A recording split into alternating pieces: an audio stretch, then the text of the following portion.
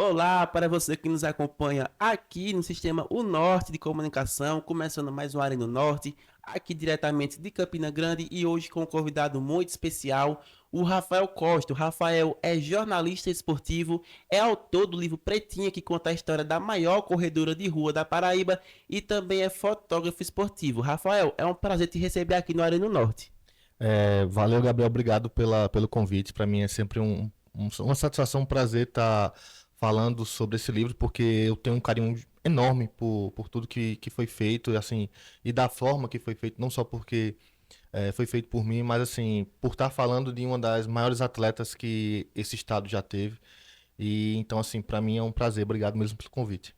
Rafael, a gente já tocou no assunto do livro. Eu queria que você falasse um pouco como é que foi esse processo criativo. Conte mais um pouco da história da Pretinha para nós. Bom, o processo ele iniciou na universidade ainda, né? Eu estava no quarto período do curso de jornalismo na UEPB. E aí, antes disso, a professora Ada Guedes, né, a quem eu devo muito, porque o livro hoje ele só é possível por conta dela, né? Ela quem foi minha orientadora no TCC. Então, o livro ele é um projeto do TCC, né, da minha conclusão de curso, que era para a gente queria, eu queria terminar o curso com um produto midiático e eu queria que esse produto midiático fosse um livro, porque quando a Ada me apresentou na disciplina, a questão do livro reportagem, eu desde aquele momento eu queria de fato fazer um livro reportagem. Eu queria concluir meu curso com livro reportagem, mas eu ainda não sabia qual tema seria esse livro, mas a gente fez conversando com a Ada, apresentei alguns nomes, né, entre eles Edinalva Laureano, Belil de Campina, a história do handebol de areia de João Pessoa da Paraíba, e entre alguns outros nomes do esporte estadual. E aí eu remeti a Pretinha porque eu tive contato com ela a primeira vez quando eu ainda estudava na escola municipal, ou melhor, na escola estadual, no Pré-MEN, na escola do Dr. Hortêncio Souza Ribeiro. Eu concluí todo o meu ensino fundamental e médio lá. E a Pretinha foi abrir jogos colegiais lá, né? Então ela chega com o casaco da seleção brasileira e tudo mais, e ela faz o juramento, né? Que antigamente tinha essa questão de fazer o juramento antes de começar as competições colegiais. E ela fez o juramento, e quando eu vi Pretinha erguendo o braço e fazendo todo aquele juramento, eu achei incrível, assim, pelo fato de todo aquele carinho, todo mundo abraçando, tirando foto com ela. Então, assim, pra mim aquilo foi incrível. E eu fiquei com aquela imagem na minha cabeça. E aí, claro, acompanhei a trajetória da Pretinha quando ela correu São Silvestre, né? Na época que ela foi vice-campeã da São Silvestre, que até hoje é um dos maiores feitos de uma mulher no atletismo, nas corridas de rua de lá pra cá. Acho que não teve mais nenhuma outra brasileira que conseguisse fazer isso. Depois disso aí foi dominado pelas quenianas. Então, assim, quando eu vi aquela cena da Edinalva, e o que me chamava a atenção era a representatividade dela com o Estado, né? Sempre que ela corria, ela fazia questão de carregar a bandeira da Paraíba. E sempre, quando ela estava chegando na largada, ela erguia aqui a bandeira da Paraíba e eu achava aquilo muito, muito lindo, assim. Era uma imagem que ficava na minha memória e eu achava incrível. Então, eu lembrei dessas histórias da Pretinha, dela erguendo a bandeira da Paraíba, e eu disse, já sei, eu vou falar sobre a história dela, porque até então ela estava um pouco esquecida, né? Ninguém lembrava, na verdade só lembravam de Pretinha em dois momentos, né, no ano. Era no Dia das Mulheres e no Dia da Consciência Negra. E eu achava isso muito pouco para um atleta tão vitoriosa como foi a Pretinha. E eu parei e comecei a pesquisar, né? Antes de conversar com ela, eu pesquisei um pouco sobre a história dela e vi que realmente a gente tinha um atleta que, assim, dispensa comentários. Então, assim, eu quis, de fato, falar sobre a história dela muito por conta disso. Eu acho que estava no momento dos paraibanos, também do pessoal de Campina Grande, da Lagoa Grande, conhecer de fato quem era a Pretinha. E aí eu fui, esmiucei todas as conquistas delas e eu percebi que ela foi uma das maiores corredoras que o Brasil já teve. Isso ela liderou o ranking nacional por 2 anos. É algo raro de acontecer nas corridas de rua no Brasil, e ela dominou por 2 anos, em 2006 e 2007. E por pouco ela não chegou a representar a Paraíba também nas Olimpíadas. Então, assim, é uma atleta que eu acho que deveria servir de exemplo para qualquer desportista hoje no Brasil. Rafa, como é que foi a sua relação com a Pretinha? Como foi que ela recebeu essa ideia de ter um livro sobre a sua trajetória? No início ela ficou um pouco com medo, assim, porque, pra quem não conhece Pretinha, ela vem de uma. Ela é humilde, né? Ela vem de uma família humilde, assim, ela não teve tantos estudos, então, assim, ela tinha um pouco de medo, ela tem um pouco de medo até de dar entrevista, né? E então, quando eu conversei com ela a primeira vez, ela ficou um pouco com receio, porque ela tinha um pouquinho de. Ela, assim, ela não gostava de dar entrevista, a verdade é essa, né? Porque, segundo ela, no período quando ela estava correndo ainda, alguns jornalistas acabaram brincando com um episódio que aconteceu no Pan-Americano de 2007, quando ela passou mal e aí ela teve uma indigestão.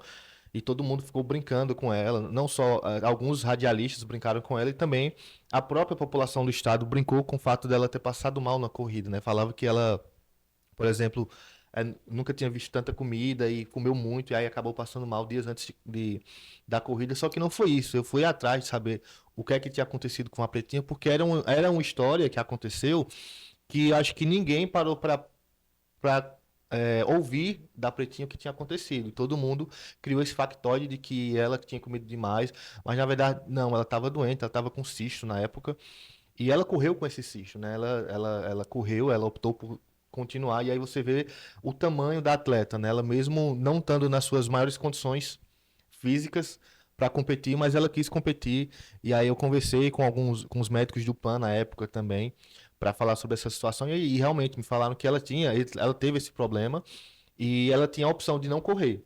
Ela deram uma opção a ela, ó, Pretinha, você tá assistindo mal, ela já assistiu mal um dia antes, e aí deram uma opção a ela, ou você vai querer correr, você vai querer desistir, era a opção dela. Ela, como atleta, ela poderia desistir, assim, não teria nenhum problema. E ela não quis, ela fez, não, de forma alguma. Eu lutei para chegar até aqui, eu quero representar o meu estado e eu quero representar o país. Então ela correu com essa dificuldade. E para você ver, ela era tão incrível que ela chegou a dominar realmente a corrida, né? Para quem acompanhou esse episódio, você vê que ela lidera a corrida até certo ponto e chega um momento que ela vai beber água e tudo mais, e aí a partir desse momento ela começa a passar mal. E ela não consegue mais manter o ritmo dela, e aí ela vai perdendo posição, e ela chega em sexto colocado. Mas mesmo assim, foi incrível a forma que ela conseguiu de lutar contra esse problema que ela estava e correr e conseguir liderar durante muito tempo. Aí de novo que naquele ano era dado como um atleta que chegaria ao pódio, tanto ela quanto a outra colega dela, que agora eu não vou lembrar o nome, mas as duas eram pra. Só que a Edinalva estava um passo à frente dela. E acabou que a Edinalva não conquistou o pódio e essa outra brasileira conseguiu o terceiro lugar. Então, para você ver, isso que me fez, que me atraiu tanto na história de Pretinha, é essa questão de se superar, de a cada obstáculo.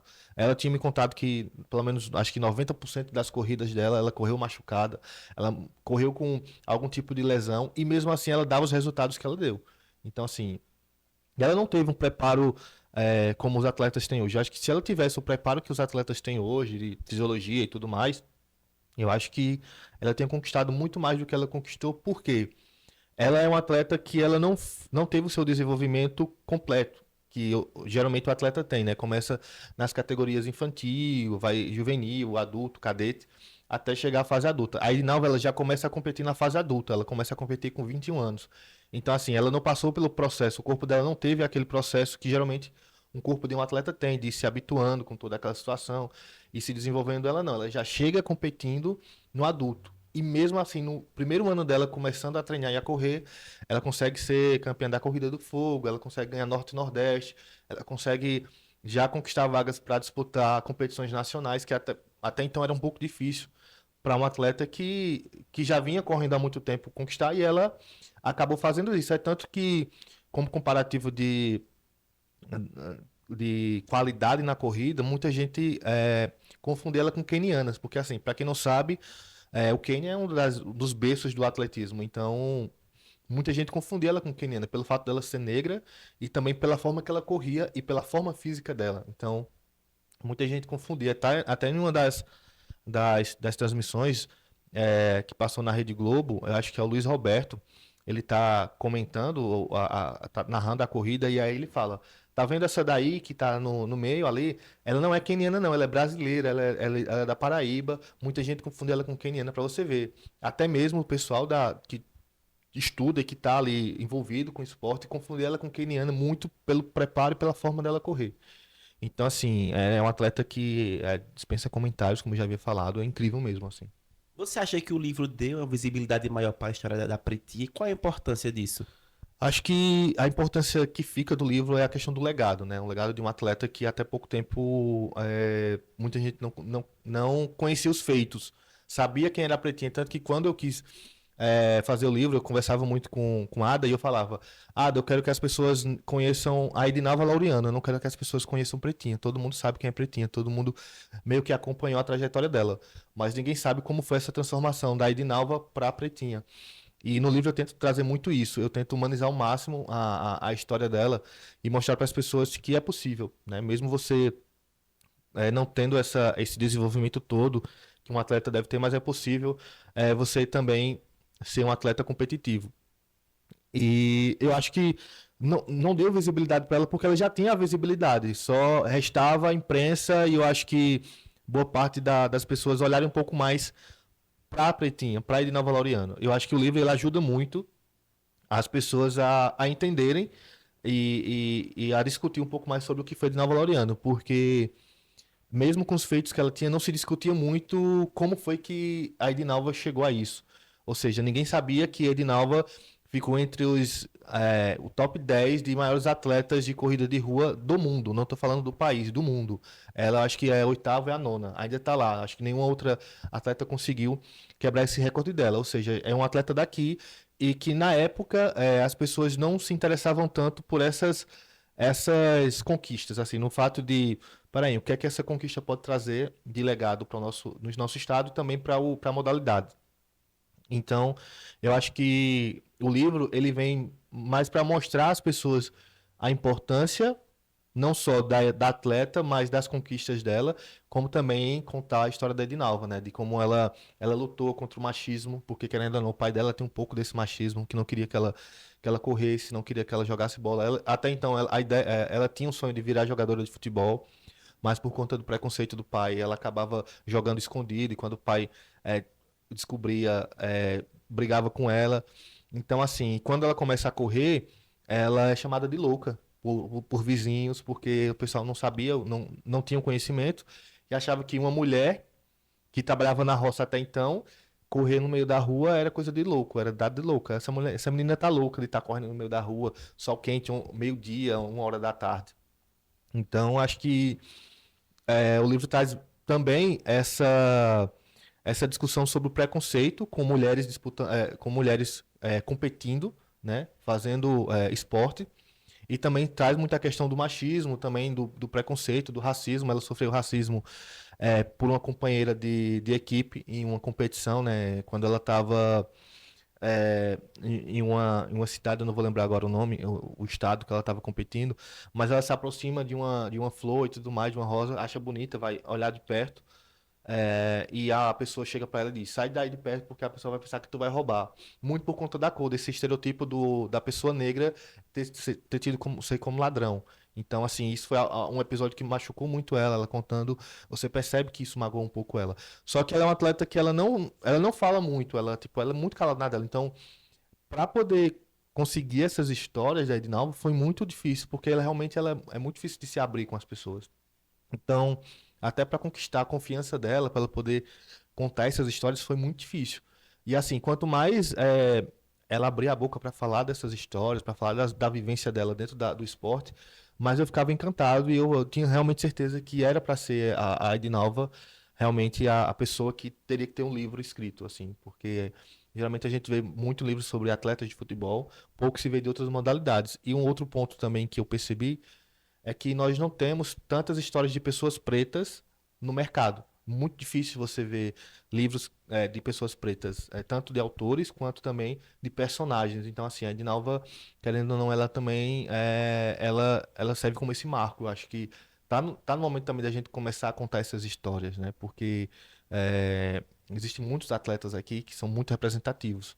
A Idinacia é outra atleta da Paraíba também, que é muito representativa e que pouca gente também parou para ouvir, né? Ela sofreu tanto preconceito também, né? Teve alguns problemas de saúde e a questão da sexualidade dela também foi muito colocado em questão. Então é outra atleta que merecia também ter sua história contada e ser ouvida, né? Ela também é outra atleta do nosso estado que muitas vezes se negou a falar com a imprensa porque a imprensa meio que, eu não vou dizer que não estava preparada, né? Porque são pessoas que estudam muito para estar no cargo que estão, mas eu acho que faltava um pouco mais de, acho que de empatia com esses atletas, com essas atletas, de poder falar sobre elas. E aí é onde entra também um pouco do machismo, né? De você não dar tanta trela para que as mulheres estão fazendo, né? Hoje não acontece tanto isso. Hoje você vê que há mais discussão sobre os resultados de homens e de mulheres, né?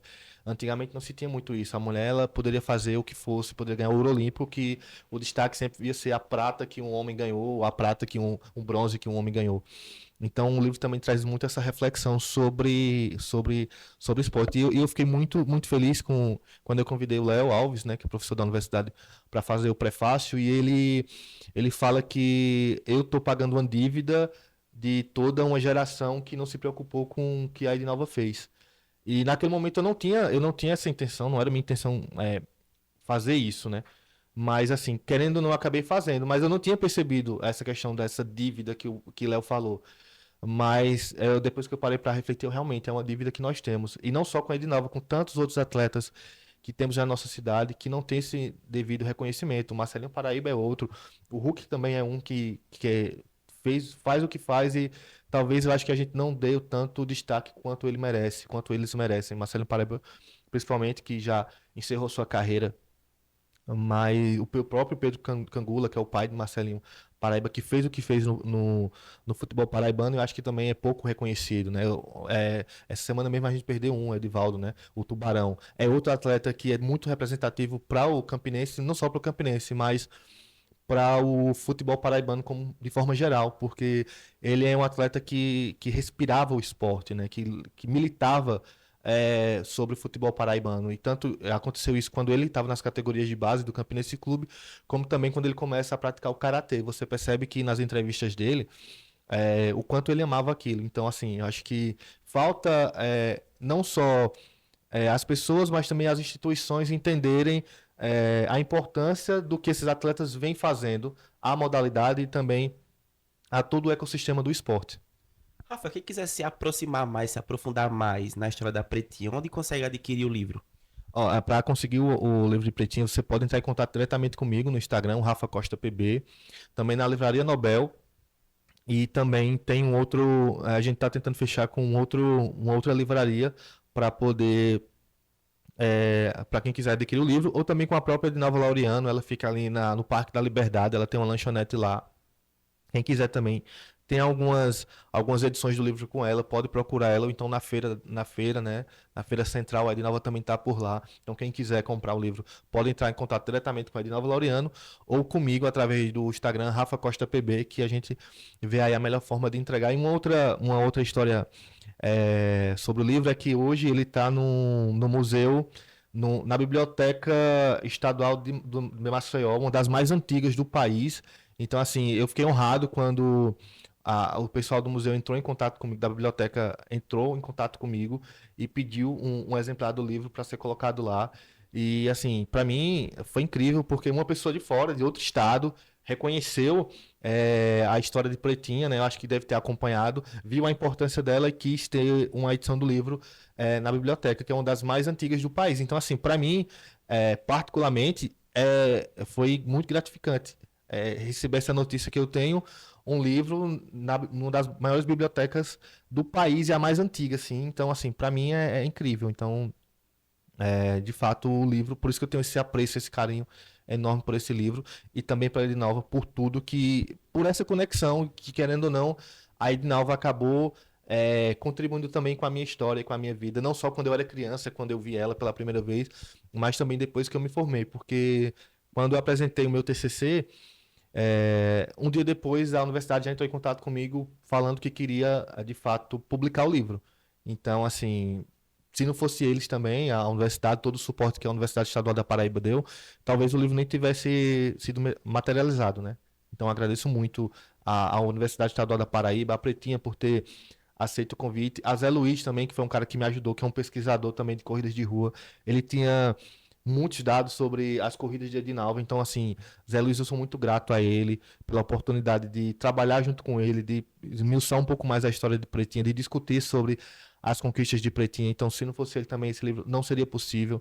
O próprio Léo Alves, que fez o prefácio, também quem me ajudou, né? A gente estava conversando em off na universidade esses dias, eu te falei da dificuldade que foi escrever o livro, porque eu trabalhava à noite, estudava manhã e tarde, e só tinha alguns horários ali para poder escrever os capítulos. Às vezes escrevia dentro do ônibus um capítulo e já dormindo, e às vezes optava por não dormir para poder escrever um pouco mais. Cheguei a querer desistir porque na semana de apresentar o TCC, o livro ainda não estava pronto, então assim, foi muito difícil, mas acho que valeu muito a pena. Eu acho que eu faria tudo de novo, porque foram 2 anos e meio de pesquisa da história de Edinalva para poder tentar contar o máximo, porque assim, não dá para contar tudo, porque ela tem uma história incrível, tem muita coisa, ela também esqueceu de muita coisa ao longo do tempo, então o livro também serve como esse memorial da vida dela, e tanto que eu dei o título de Memórias da Edinalva Laureano porque algumas coisas ela esquecia, ela não lembrava.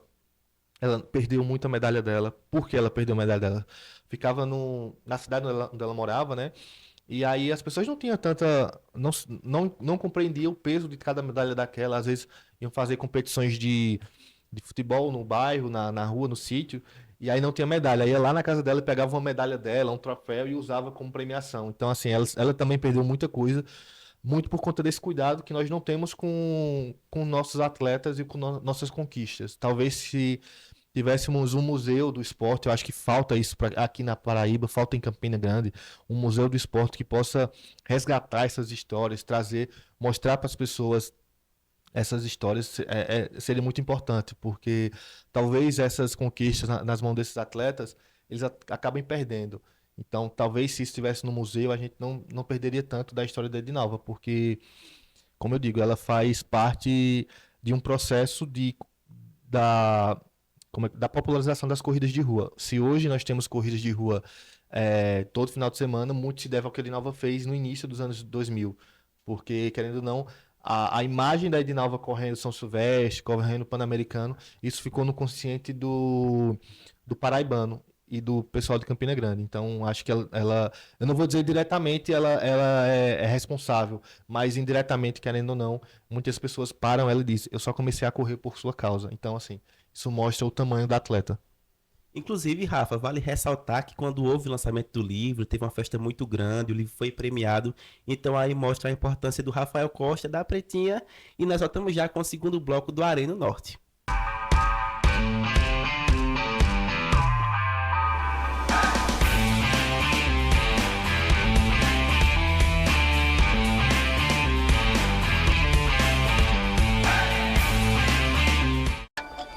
No Sicredi, acreditamos em um mundo repleto de cooperação. Acreditamos que existem novas maneiras de repensar velhos hábitos. A gente faz acontecer juntos porque sempre existe uma alternativa mais justa e humana para tudo, inclusive para a sua vida financeira. O Sicredi rende mais para você e para todos à sua volta porque reinveste recursos na sua região, incentivando a economia local. Escolha o Sicredi, onde o dinheiro rende um mundo melhor. Campina Grande completa 160 anos e o governo da Paraíba parabeniza com muito trabalho para tornar a cidade cada dia maior e melhor. Estamos construindo 2 grandes obras, o Hospital da Mulher e o Centro de Convenções. Campina também cresceu em infraestrutura, com obras do governo da Paraíba que aceleram o desenvolvimento da cidade, como o Eixo das Nações e o Arco Metropolitano. Foram construídas e reformadas 25 escolas e 17 novos ginásios. O estádio O Amigão e seu entorno também tiveram obras. Tem mais segurança nas ruas com as novas viaturas e o Centro Integrado de Comando e Controle. E mais bem-estar e dignidade para o povo com o Centro do Autista, o Restaurante Popular, ações sociais e milhares de cirurgias dos programas Opera Paraíba e Coração Paraibano. Campina Grande. 160 anos de um futuro ainda maior. Governo da Paraíba. Saiba como assistir à programação da rede O Norte de televisão. Em Cajazeiras e região, nos assista pelo canal 44 da Netline. Em Souza, Pombal e região, nos assista pelo canal 10 da WR Link. Em Guarabira e região, nos assista pelo canal 11 da LM Telecom. Em Catolé do Rocha, São Bento e região, nos assista pela operadora Ao Sol. Em João Pessoa, Campina Grande e demais cidades, nos assista via stream, pelo portal O Norte no link unorte.tv.br. Você também pode nos assistir pelo nosso canal no YouTube. E baixar o nosso aplicativo no seu celular, Android ou iPhone. É a rede O Norte de televisão, levando a melhor programação até você. De Cabedelo a Cajazeiras, você vê, você acredita.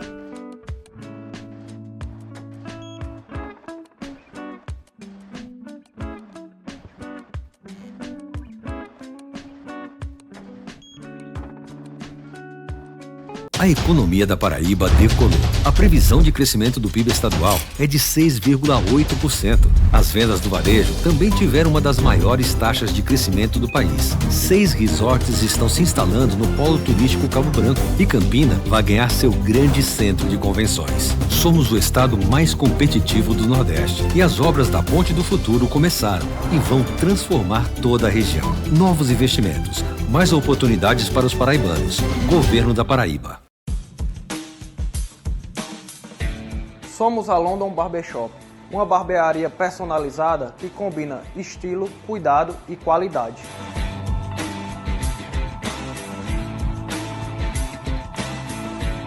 Aqui você vai encontrar corte, barboterapia, manicure, pedicure e colorimetria. Sempre com a máxima atenção aos detalhes e ao cuidado com os nossos clientes. Estamos localizados estrategicamente em frente ao Partage Shopping.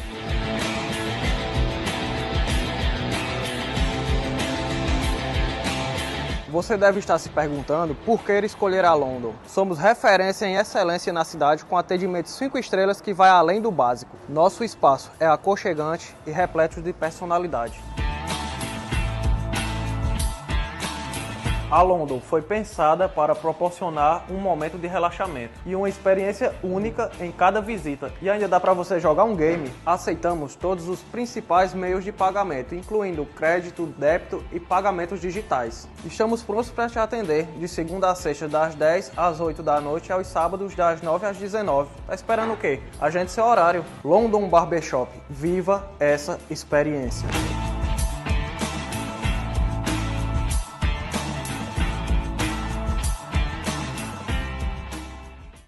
Tem emoção na terra, no ar e no mar. Paraíba Beach Games, o maior evento esportivo de praia do Brasil, até 28 de novembro em Tambaú e Cabo Branco. Etapas nacional e mundial de vôlei de praia, circuito brasileiro de handebol de praia, jogos da juventude, triatlon, beach tênis e muito mais. Paraíba Beach Games, o esporte é a nossa praia. Realização Governo da Paraíba. Eita, coisa boa, Nordeste, grandão de meu Deus, chegamos! Pois é, e agora vocês têm também todo o nosso conteúdo aqui do Felipe Campos, também aí na Rede O Norte de televisão, olha só, Paraíba, Pernambuco, Rio Grande do Norte, Ceará, Bahia, Piauí, Sistema O Norte de Comunicação, que a sede é em João Pessoa. Pessoal, sintam-se abraçados, porque todos os dias agora nós estaremos juntos aqui no O Norte, junto com vocês, trazendo todo o entretenimento gostoso e eu, Felipe Campos, junto com vocês também, tá bom? Então não percam, ficam de olho nos horários, porque aí vocês vão ficar sabendo de tudo o que acontece nesse mundinho arenoso, pantanoso e pra lá de movediço dos famosos, dos seres humanos também. E olha, aqui você já sabe, né? A verdade sempre será nua e crua. Um beijo pra vocês. Tchau, Nordeste. Um beijo. Tchau, pessoal.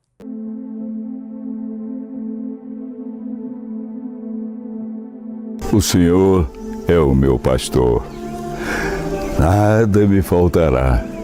Ele me faz descansar em pastos verdes e me leva a águas tranquilas. O Senhor renova as minhas forças e me guia por caminhos certos, como Ele mesmo prometeu.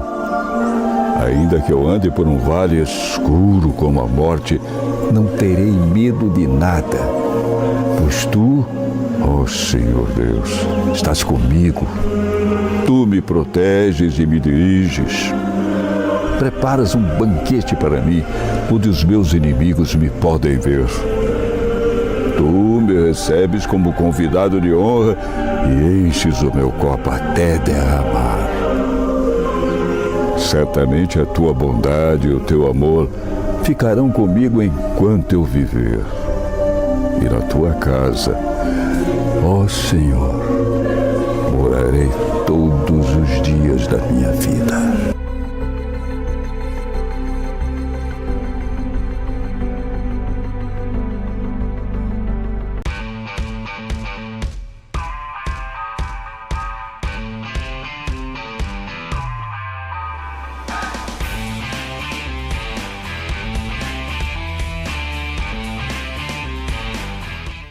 Voltando com o segundo bloco do Área no Norte, hoje com o jornalista Rafael Costa. Rafa, você nos contou que o livro é um projeto TCC, mas você planeja seguir com a sua carreira de escritor? Já tem algum outro projeto em vista? É uma das principais perguntas que me fazem. Eu tenho sim desejo de fazer um outro livro, né? Tem alguns personagens já sendo, como é que eu posso dizer, pensado, né, para fazer um novo livro. Só que eu acho que é muito do momento. Eu acho que eu quero me sentir seguro para poder parar e escrever um outro livro. Assim, eu não queria fazer por fazer. Eu queria de fato sentir que é o momento certo, que eu vou me conectar com aquela história, que eu acho que é o principal. É não você contar só a história. Eu acho que você tem que se conectar, porque é uma responsabilidade enorme você estar contando a história de uma pessoa, né? Então tem toda uma questão de responsabilidade sobre a forma da escrita, sobre o que você vai contar do personagem, também sobre como o público vai, como é que eu posso dizer, entender o que é aquele personagem. Já recebi 2 convites para escrever 2 livros sobre personagens aqui de Campina Grande, mas eu acabei recusando porque eu senti que não era o momento, né? Eu não me sentia preparado para contar essas histórias, e também por questão da dedicação do tempo. Como eu tinha te falado, para escrever o livro de Edinalva foram 2 anos e meio de pesquisa, só de pesquisa. Para escrever foram aí quase 1 ano também. Então é muito trabalho, você tem que se dedicar muito àquilo, você tem que se entregar de corpo e alma, porque é um trabalho diário, não é tipo, sei lá, vou chegar daqui a 1 semana eu pego nesse material. Não, todo dia você tem que estar lá. Você tem que estar ouvindo entrevistas, você tem que estar pesquisando sobre personagem, tentando entender o que se passava na cabeça do personagem também, porque, querendo ou não, você não quer só contar a história do personagem, você quer que as pessoas também entendam o que se passava na cabeça do personagem.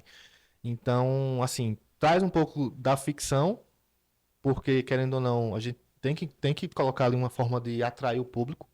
Então, assim, é muito disso. Então, eu ainda não me sinto preparado, mas já tem 2 personagens, e agora dessa vez eu quero falar sobre um personagem do meio do futebol, contar essa história, né? Tô amadurecendo essa história ainda não conversei com a pessoa, mas eu já tô começando a pesquisar, né? Fazer um pouco da decupagem da história do personagem, para ver se realmente, primeiro, se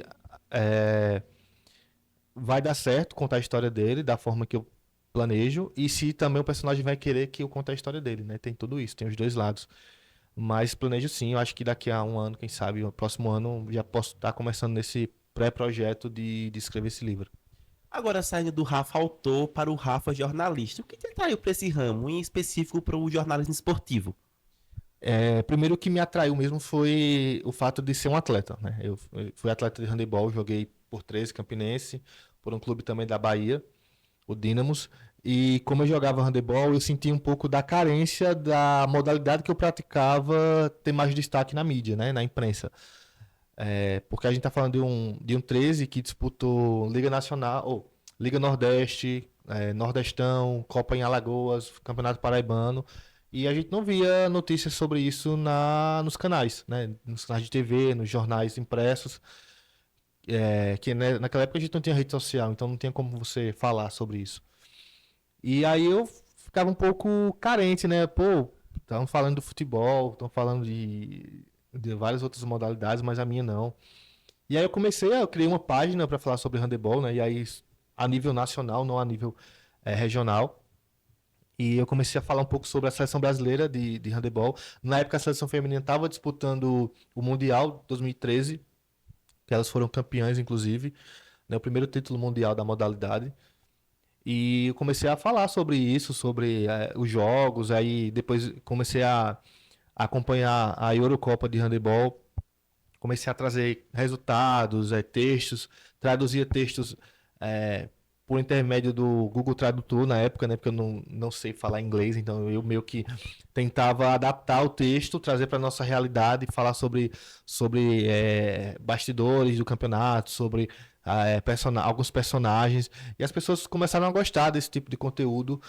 Depois eu comecei a entrar entrei na Universidade Estadual da Paraíba, cursando estatística, cursei 2 anos, desisti de estatística, fui para jornalismo, e aí foi quando eu comecei de fato a despertar esse interesse pela comunicação, graças a professores como Ada Guedes, Léo Alves, porque assim, não só pelo curso em si, mas eu acho que os professores têm papel fundamental nessa construção do profissional. Isso eu acho que em qualquer área. Então, quando você tem professores como Léo Alves, como Ada Guedes, como o Fernando Firmino, como o próprio Custódio, né, como o Rômulo Azevedo, que eu acho que é uma das minhas principais referências, assim, eu digo, a própria Verônica, são minhas referências, porque se não fossem eles, se não fosse a didática deles, eu talvez não estaria aqui.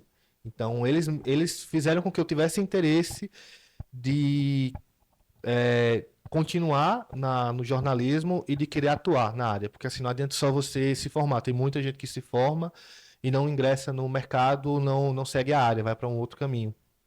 E graças a Deus eu tive esse interesse, muito por ser atleta e gostar de esporte, então eu comecei a enveredar nessa área do jornalismo esportivo, mas também já fiz jornalismo cultural, né? Gosto muito também dessa área cultural, né? Já entrevistei vários artistas também, já fiz matérias, já fiz documentários sobre São João de Bairro, através do projeto Repórter Junino. Então, assim, eu comecei a me encantar pelo jornalismo e pela forma de contar essas histórias, de aprender. Eu acho que o que me fascina mais no jornalismo não é contar as histórias, é aprender com as histórias das pessoas, né? Quando você tem uma tarde de conversa com Edinalva Laureano, com Belil de Campina, que esse ano a gente perdeu ele, mas, tipo, quando você tem tarde de conversas com esses personagens, você sai transformado, você vê o mundo de uma outra forma, né? Eu gostava muito de conversar com o Belil. O Belil também é outro cara que não gostava muito de dar entrevista, né? O pessoal sempre fala que o Belil não gostava muito da entrevista, mas eu, graças a Deus, sempre que eu conversei com o Belil, sempre foi muito proveitoso, ele sempre deu muita atenção. Porque eu gosto muito do Coco de Roda e eu gostava muito das histórias que o Billy contava, né? Então, e do olhar dele para a música, né? Que é um pouco diferente do que a gente está acostumado a ver de outros artistas na nossa cidade.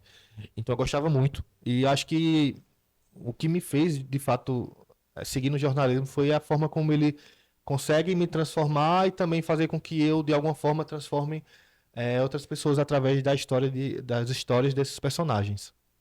Hoje você é um dos maiores jornalistas esportivos aqui da Paraíba. Bondade sua.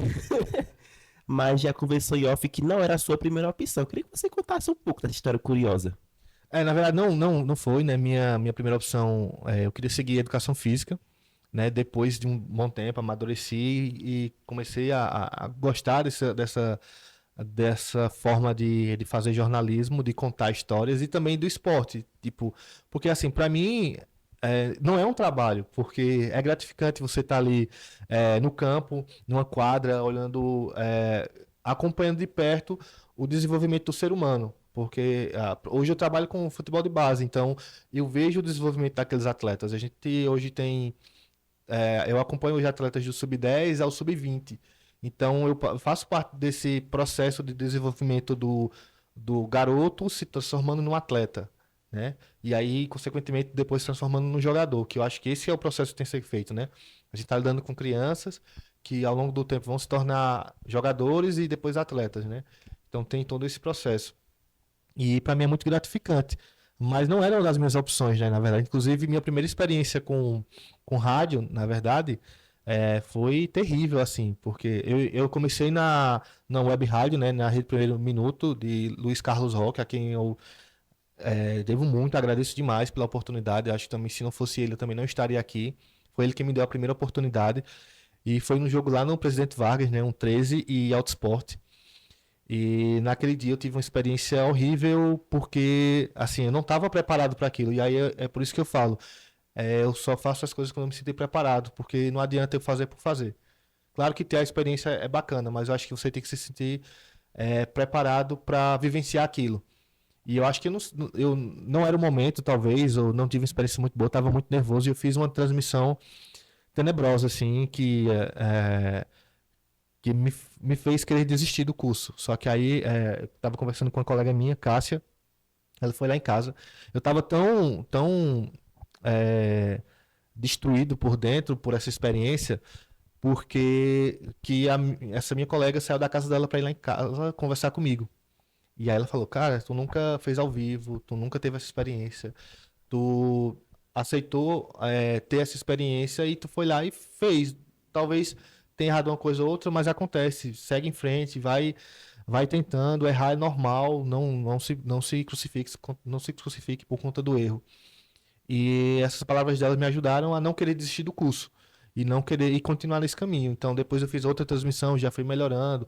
O Luiz também foi muito feliz em me dar oportunidade e também me ajudar, porque assim, eu não sabia como funcionava uma transmissão ao vivo, né? Então foi meu primeiro momento, foi aquele, numa transmissão ao vivo, e ele me deu essa oportunidade e depois logo em seguida veio o convite para trabalhar na Rádio Catorité junto com o Rostan, com o Chico Alemão, né, com o Luciano, e para mim ali foi um momento chave da minha carreira, porque eu de fato vi que realmente eu queria ingressar nesse caminho, né? Porque ali eu era setorista do Campinense, eu vivenciei o acesso e o descenso do Campinense e eu pude, através dali da rádio, fazer um network que me fez também transmitir Copa do Nordeste, né, para a TV, algo que também nunca tinha feito.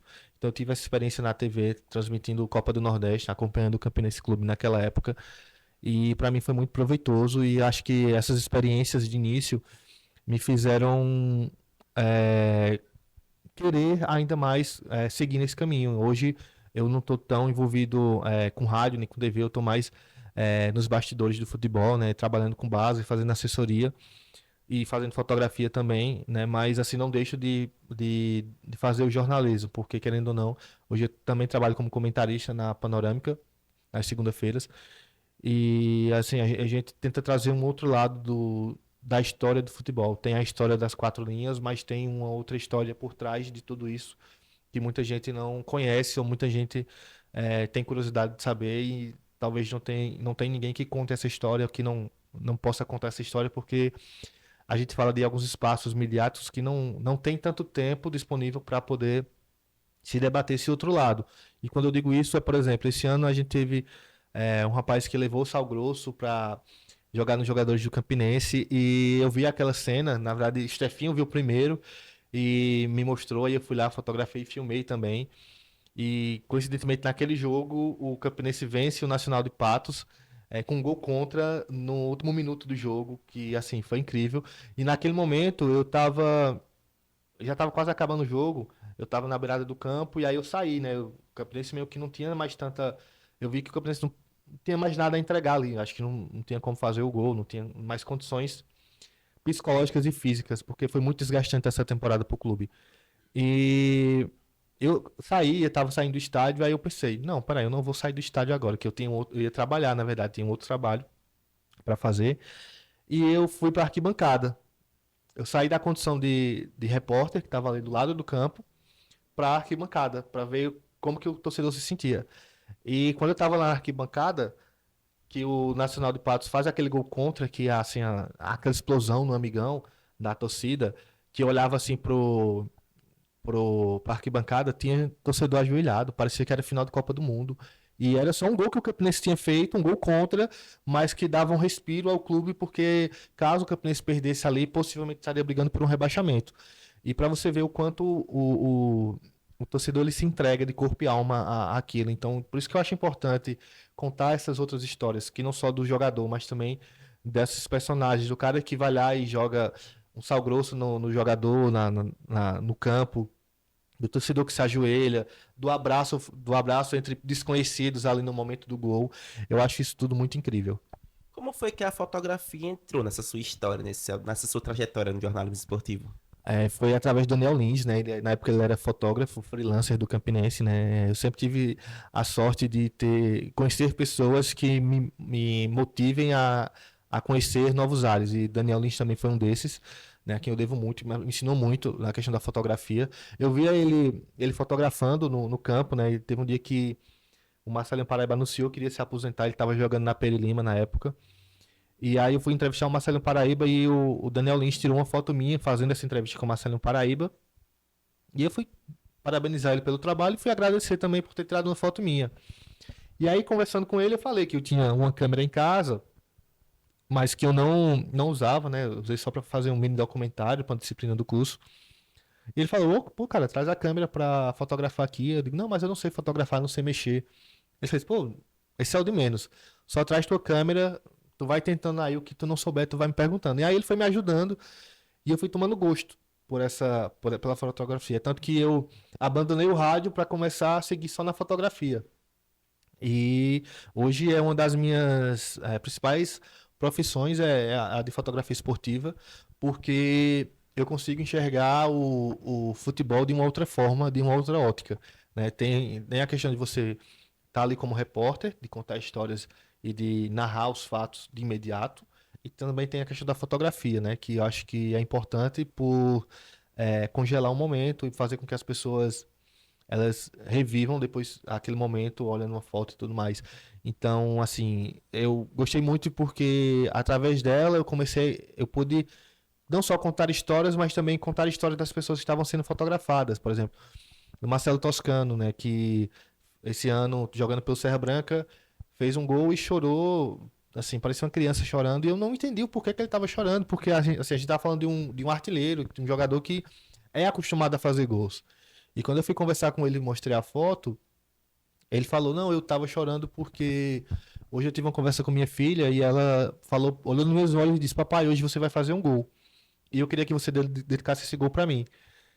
Parece coisa normal de uma criança ou de qualquer pessoa falar que um centroavante vai fazer um gol. Mas para ele tinha todo algo especial na fala daquela criança, da filha dele, né? E ele se emocionou na hora. De imediato ele faz o gol e se emociona, ele aponta pro céu e tudo mais. E eu fiquei com aquela imagem na minha cabeça. Aí depois eu fui conversar com ele e realmente ele me contou essa história, né? Do gol e do porquê, né? Da filha dele ter falado aquilo. E também tem a questão da emoção, querendo alguns jogadores acabam abandonando a família, né? Abandonando, entre aspas, a família para poder seguir isso na sua carreira, porque não dá para você estar levando a família também viajando sempre. Então, às vezes, algumas pessoas acabam abrindo mão, deixando os filhos, a esposa em casa e seguindo com esse sonho de jogar futebol. Então foi através do Daniel Lins mesmo que me incentivou. Depois eu conheci outras pessoas também que trabalham com esse ramo, que é o Stefinho, né, o próprio Sérgio Xavier, né, o Jefferson Cariri, o Daniel Vieira e tantos outros que também me motivaram a continuar também. A gente acaba trocando experiências ali e vai vendo que é uma outra profissão que o jornalismo também te dá a oportunidade de seguir. Então, assim, para você ver como é dinâmico a questão do jornalismo, né? Você pode transitar em várias áreas e conhecer várias coisas através do jornalismo. Rafa, você viveu os 3 meios, a TV, a rádio e a fotografia. Você tem alguma preferência? Qual a diferença de um para o outro? A preferência acho que eu não tenho tanto, assim, eu gosto das 3 experiências. A que eu não tive, assim, é uma frustração para mim, porque eu queria muito a questão de jornal impresso. Né? Quando eu ingressei no jornalismo, o impresso já estava sucumbindo, né? Já estava saindo do mercado, né? Já estava tendo essa transição para o digital. E eu não peguei essa fase do jornalismo impresso. Mas, assim, entre as três, eu acho que não tem uma escolha. Acho que hoje é mais um momento. Quando eu comecei em rádio, eu vivenciei muito, me entreguei muito ao que é o rádio. Era algo que eu não queria fazer, né? Porque eu não me sentia muito à vontade fazendo rádio, mas foi a minha primeira oportunidade e, graças a Deus, foi a que me abriu as portas, depois, consequentemente, para ir para uma TV e depois para ingressar na fotografia. Mas assim, eu não tenho uma preferência, eu acho que eu gosto de vivenciar tudo, assim, TV, rádio e fotografia. Eu acho que as três são fundamentais na construção do profissional. O Rafa Costa ainda tem algum sonho dentro da profissão? Sempre, todos os dias. Todos os dias eu acho que isso é o que motiva. Acho que você sonhar todos os dias motiva você a querer conquistar as coisas e querer seguir em frente. Eu tenho um desejo ainda de produzir um documentário sobre futebol amador, futebol de pelada. Para mim é um sonho ainda que eu tenho vontade de fazer. Acho que futuramente é algo que eu vou me entregar mais para fazer. Eu acho que isso, acho que é fazer um documentário e seguir com ele nos circuitos nacionais, né? Competir nos circuitos nacionais. Eu acho que é um sonho que eu tenho ainda, que eu pretendo fazer futuramente. Rafa, o papo tá muito bom, mas agora vamos dar uma pausa para ir até João Pessoa com o nosso repórter Matias Silva, que vai trazer as principais notícias do esporte na capital paraibana. Matias, é contigo. Olá, Gabriel. Olá a todos que acompanham o Sistema Unorte de Comunicação. Vocês que estão aí diretamente do Arena Unorte. Eu estou aqui com Roberto Maia, né? Ele que é um dos organizadores do Grande Slam do Beach Tênis, aqui diretamente da Arena Beach Games, no Busto de Tamandaré. Roberto, qual a importância desse evento aqui em João Pessoa? Primeiramente aí, muito bom estar aqui com o Sistema Unorte, presente aqui no Paraíba Beach Games, dentro do Grande Slam. Realmente está uma estrutura impecável, então para a gente que vem trabalhando nos torneios sempre em arenas, em clubes espalhados por todo o estado, quando volta a oportunidade de ter um evento desse realizado na praia, com estrutura de arquibancada, com equipe de bombeiros, brigadistas, seguranças, dá um espetáculo. Agradecimento especial à Secretaria de Estado de Juventude, Esporte e Lazer, ao governo do estado proporcionar para a gente essa estrutura. Então, estamos trazendo 500 atletas de todos os estados, de vários estados do Nordeste também. Então, para o esporte, está tendo uma ascensão. Para quem não conhece ainda, né, como os torneios estavam sendo realizados dentro de arenas, então não tem muito público presente. Então, aqui os turistas, o pessoal que está circulando na praia, está conseguindo ter esse primeiro contato com o esporte. E qual a importância, assim, para o público, tanto aqui da capital, como o público de fora, né? Até esse evento acontecendo aqui em João Pessoa, onde é uma das praias mais movimentadas, né? Quando chega na época do final de ano, época de férias. Como é essa importância deste evento também neste ramo? Isso, e logicamente fomenta a economia, né?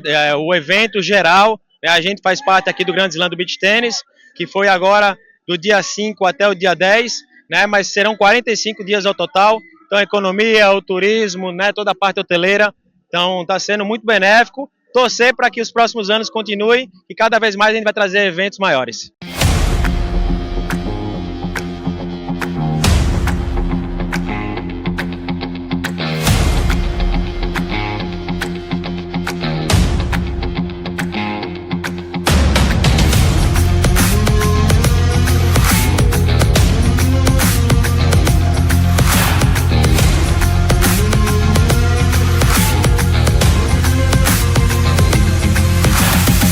Lindolfo, a gente tá vendo que tá tendo muitos eventos aqui de esporte em João Pessoa, na Paraíba. Recentemente teve o Campeonato Brasileiro Sub-16 de Atletismo na Vila Olímpica. Aqui no Paraíba Beach Games também vai ter os Jogos da Juventude, né, Águas Abertas, no Centro de Convenções, também novamente na Vila Olímpica. São diversos eventos do esporte acontecendo aqui em João Pessoa e também na Paraíba. Faz um panorama pra gente de como é esse evento, a importância dele aqui para nós paraibanos.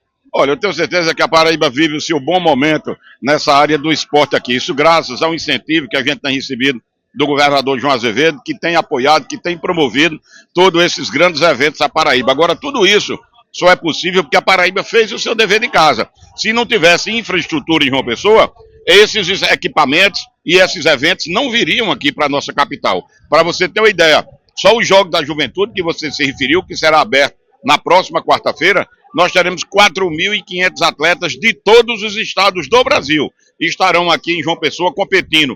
Mais o staff do COB, nós teremos em torno de 6.000 pessoas. Só o Comitê Olímpico comprou 35 mil diárias de hotel aqui em João Pessoa. Então você vê a grandiosidade, o tamanho do evento. Aliado aqui que vocês estão vendo, essa moderna arena, foi a maior que já foi armada aqui em João Pessoa, foi essa arena do Paraíba Beach Game, que durante 45 dias, já estamos com 30 dias, quase 30 dias, que nós estamos instalados aqui na praia. Tivemos o primeiro evento, que foi o Circuito Nacional de Vôlei, com as 16 melhores duplas do Brasil. Em seguida, tivemos as 16 melhores duplas do mundo, estiveram aqui, inclusive os medalhistas olímpicos de Paris estavam aqui presentes. Depois nós tivemos o Campeonato Brasileiro Nordestino de Beach Soccer. Em seguida, tivemos a modalidade de handball, beach handball, que a Paraíba também sagrou-se campeão. E esse final de semana nós estamos com beach tennis. 700 atletas competindo aqui nesse Open de beach tennis. Então, uma prova de que o povo da Paraíba gosta de esporte. E o governador tem procurado apoiar. Então, a gente só pode dizer, sucesso total de público aqui. E tenho certeza que a Paraíba hoje vive o seu melhor momento no esporte. Então é isso, Gabriel. Muitos eventos de esporte acontecendo aqui em João Pessoa, com o Paraíba Beach Games. Essa semana teve o Open de Beach Tennis e nesta semana agora vai ter os Jogos da Juventude, trazendo mais de 4.500 atletas aqui para a capital paraibana. É isso, volto com você e no próximo Arena ao Norte com muitas mais informações. Muito obrigado, Matias, pelas notícias de João Pessoa, da nossa capital paraibana. Agora, Rafa, para a gente finalizar nosso papo, qual o conselho que você deixa para quem quer seguir nessa área do jornalismo esportivo, da fotografia esportiva? Deixa o conselho aí para os nossos telespectadores que desejam seguir nessa área de jornalismo. Acho que o conselho que eu deixo é consumir muito TV, consumir muito rádio, consumir fotografia como um todo, para poder você ver se realmente é isso que você quer. Eu acho que o que me fez seguir no jornalismo foi consumir muito TV, né? Eu gostava muito de programa de entretenimento, de esporte. Então isso me ajudou muito a querer estar ali também fazendo aquilo. Eu acho que consumir esses tipos de conteúdo vai ajudar muito você a querer enveredar. E claro, se você começar, se houver algum erro ou você, sei lá, tiver uma barreira, não se frustre, não pare nessa barreira, siga em frente, porque eu acho que é um caminho que é lindo de se trilhar e é muito importante o jornalismo não só para contar histórias, mas eu acho que para a sociedade. Acho que a gente tem um trabalho, a gente tem uma responsabilidade que também deve ser falado para as pessoas que a gente não está fazendo jornalismo só por entretenimento, só porque a gente quer estar com o nosso rosto aparecendo ali na TV ou onde quer que seja. Mas é porque a gente tem toda uma responsabilidade com uma profissão que eu acho que é uma das mais importantes, juntamente com a profissão de professor, que nós temos no mundo. Eu acho que o jornalismo é importante justamente para isso, para a gente compreender o mundo, para a gente entender o mundo e também entender as pessoas. Agora, caiu uma pergunta aqui no meu ponto, a pergunta que não quer calar. Será que tem livro do Rafa Costa em 2025? Eu acho que 2025 não, mas 2026 pode ser que apareça um livro aí, um e-book, alguma coisa desse tipo. A gente tá vendo aí a possibilidade de começar a trabalhar nos bastidores para que em 2025 a gente comece a pesquisar sobre esse tal personagem que pode vir aí, para que em 2026 ou 2027 a gente comece a lançar um livro. Rafa, e só para reforçar, quem quiser adquirir o livro da Pretinha? Para quem quiser o livro da Pretinha, que é esse aqui, pode entrar em contato comigo pelo Instagram, o Rafa Costa PB, ou então com a Edinalva Laureano. Ela fica ali na Feira Central, ou então no Parque da Liberdade, né? Para quem quiser, ela tá com algumas edições do livro. E também através da Livraria Nobel, né? Tem algumas edições lá, então caso vocês queiram, esses são os 3 meios de você adquirir o livro. Rafael, foi um prazer te receber aqui no Arena Norte. Já te falei várias vezes, sempre que tiver oportunidade vou continuar falando que você é uma referência para mim. Então fico muito agradecido, ter aceito o convite, ter vindo aqui até o nosso estúdio e voltamos semana que vem com o Arena Norte. Valeu, obrigado.